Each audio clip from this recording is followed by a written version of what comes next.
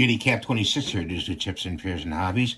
We've got a clinical pulse ox here, and what this device does is it measures the oxygen level in your bloodstream, and you want to have one of these, especially nowadays with COVID going on and everything else, and the variant.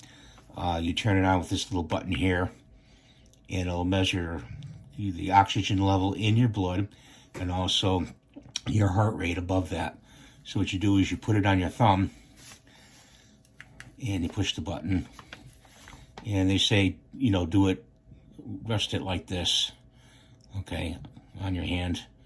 Don't have it up in the air in any way. It takes a few minutes to register. Hopefully the batteries in this one are good, and we'll see that in a minute.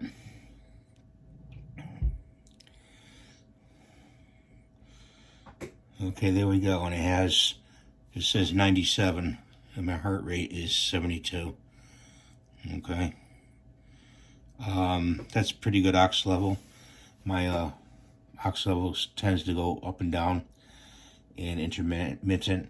If your ox level goes down to about 92 or less, you really need to go on oxygen, and mine does at night, so I go on oxygen at night.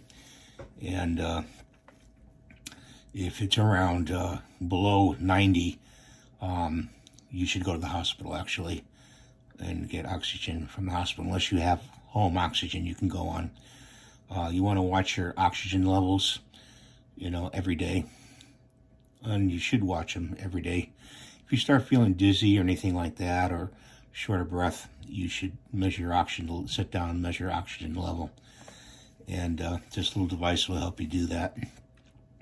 They're not much to buy, so I recommend having this, you know, say on your kitchen table or something like that, and checking your oxygen level every day.